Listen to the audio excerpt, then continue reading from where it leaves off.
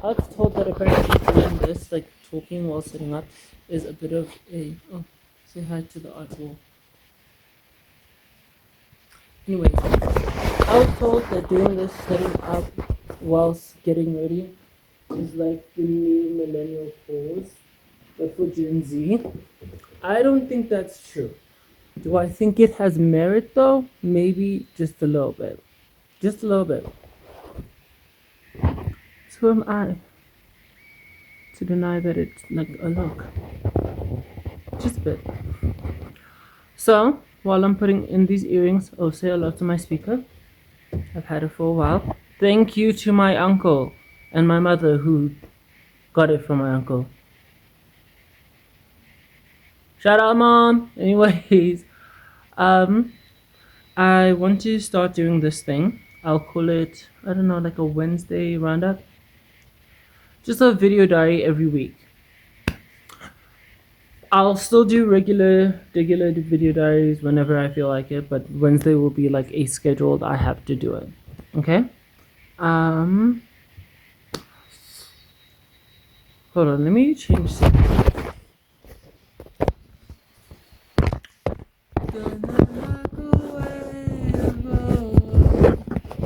Looks like a wave. Let the uh, uh, uh. Oh yeah, this is something. This is something. Watch this become a thing. Maybe. What is that? Oh, that's lucky. Watch this become a thing if it's not already a thing. Um.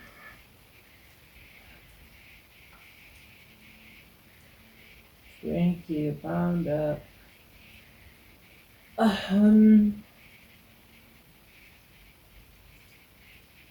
Oh, there was this Brittany Broski quote that I saw earlier today. It was, be unabashedly yourself.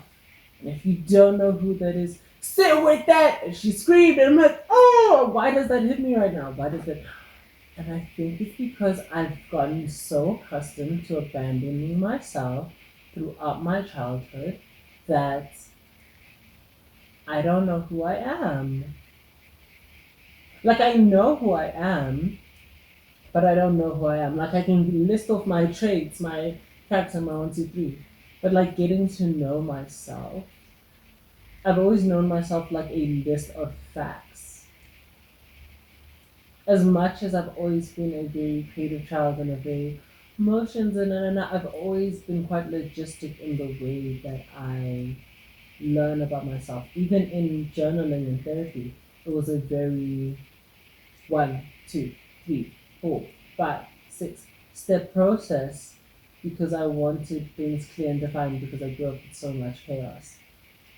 So now that I'm in a space where it's like I have to know myself free of that. It's terrifying. Oh, I know where I got this laying on the ground thing. There's this podcast called For the Healthy Host, I think that's what it's called. I watched one of their videos earlier this week. But yeah, anyways, so that's me getting distracted. And I don't know what to do with myself after realizing that. Like, I know who I am as the lister of facts. But do I know myself?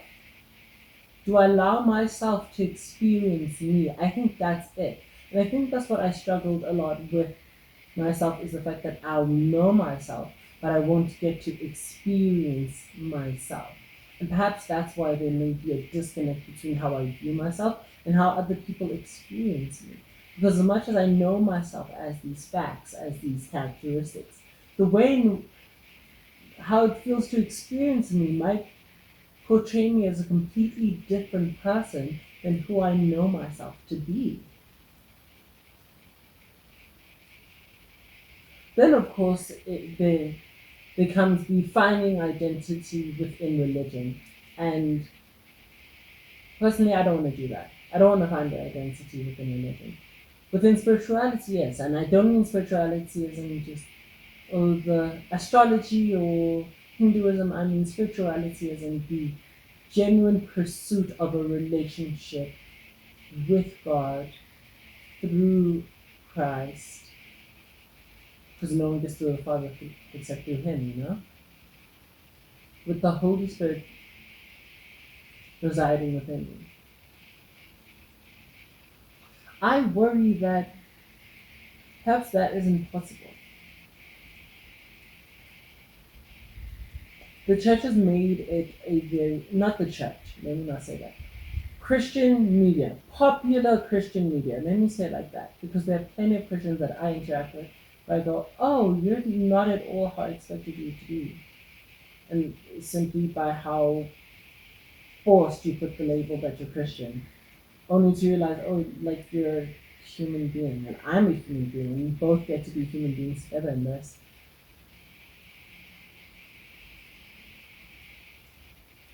Sometimes I think my mother would be disappointed that I didn't become like, oh, a big Christian masculine figure that she may have wanted. But I also realized that I asked my mother the one time, what kinds of sons did you want when you found out that you were pregnant? And she made it very clear, number one, not to answer that question, and number two, that she loves me and that she's happy with the person that I am and the character that I have. I think about that a lot. My mom wasn't a great help. She wasn't. She was a pretty good listener, but mainly because there was nothing else to do but to listen. But she wasn't great at being motherly in the traditional sense. She was cool as a friend. I understand now what my mother meant and what other people meant by I was my mother's best friend. And I get it. I can understand now my younger brother being her favorite child. Because to her, I wasn't a child. I was her best friend. Well, I secretly do think I was her favorite.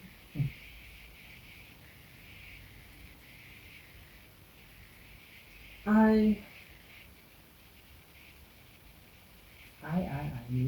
but it's my video guys, it's my journals. I worry that my fear of success and my love of relax and laziness will stop me from achieving what I deserve, out of the fear that once I get to a point of having to achieve, I will be abandoned because I will no longer be seen as necessary or seen as weak enough to have to keep helping or taking care of. Perhaps I mean that with my friends that I know not friends, people that I know may not have like typically big aspirations that I do, but I know that they care about me. Perhaps it's even family to a certain extent where I fear speaking out on, hey, this makes me uncomfortable, or I want to express myself in this way, regardless of what's going on,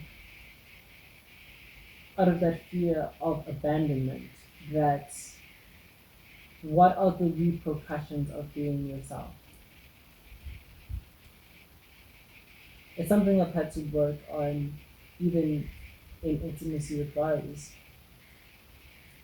God being like, my child, come as you are, and me going, but I have to perfect myself in order to be worthy of the present. And being reminded constantly, your works shall never, ever make you worthy. What makes you worthy is Christ's sacrifice. What makes you worthy is the fact that I loved you enough to orchestrate all of world history that humanity can have a chance of intimacy with me again, true intimacy. I think that's my struggle in my walk with Christ, and that's my struggle with my relationships in general, not just romantic but platonic and familial, is the fear of intimacy, because that would require vulnerability. And more often than not, I'm shown that my vulnerability cannot being nurtured how I need it to be. Though I don't need much, but the little that I need is so much muchness that it can get hard for other people to get it. So then I choose to separate myself, choose to be what they need me to be, because I've found that someone needing me can often be a lot more important than whether or not I need them. And maybe that's why I felt unfulfilled in a lot of my friendships up until like recent years, when I had friends that would force me to be like, I can see you, I get to know you, let me love you, be vulnerable, be weak, need me as I need you, need me. It's okay because you don't love me because you need me because you love me. Oh, shout out, shout out, shout out, my friends. I love you all so dearly. Oh, but it's hard. It is hard. This is the first time I'm not really in white. It's not the first time, but still, is it white? No, it's not white. I feel bad because I have an aesthetic. I have a brand. I have a something that I want to keep to. I worry sometimes, a lot of the time, that my muchness will be too much once I fully flourish, once I fully commit to me. And that's not to dismiss God's plans for me, no. No. But it is me acknowledging that in some way, shape, or form, the Lord knew who I would be. And I'm not speaking as a spiritual leader, I'm speaking my own experience. So please do not take this as your spiritual guide. I am still learning, I am still growing in my relationship with Christ and my relationship with God. That God knew the person that I would be when He knitted me in my mother's womb. And He still decided, you know what, you should be on this planet. And yeah, here I am. I've been working on being a lot more conscious of myself, really looking at my hands to be like, oh, these are hands, these are fingers, and they're attached to arms that are attached to your head, that are attached to your brain, that's attached to my big hands, and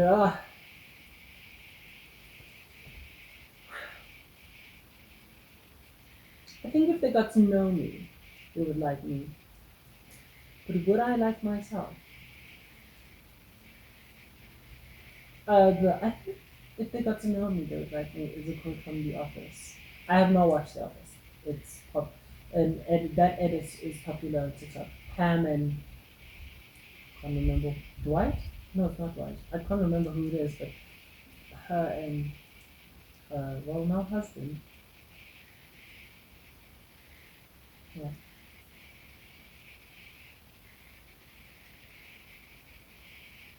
I'm terrified of moving on because once I do that, there's nothing left to prove that I've loved and been loved.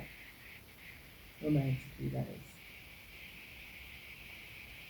And I mean that with every single romantic entanglement I've ever been in, and I primarily mean that in the big one that I've had. Although nothing really monumental happened in it in regular dating sense, like first base, second base, and to this day I've still never been on a date, so technically I've never dated. I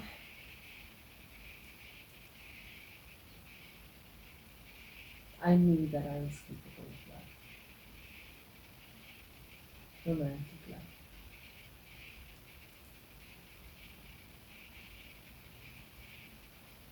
And while I'm being vulnerable, maybe I'll take this part out. There's this thing called the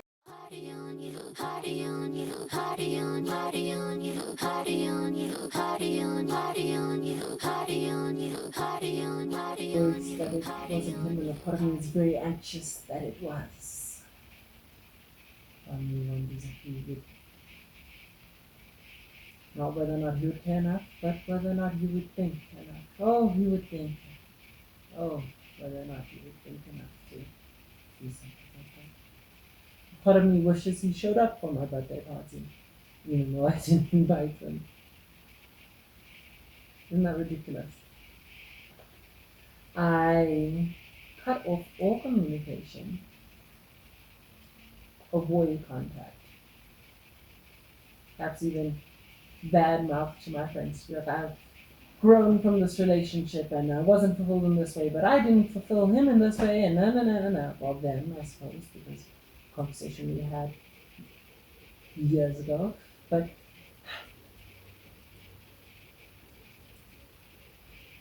the other part of me still wishes he was, yeah, but that he was trying, and trying in ways that I could see and feel.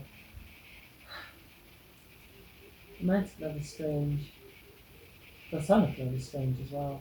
Real love is strange. Well, love is really strange in a world that's kind of built on hate and competition, isn't it?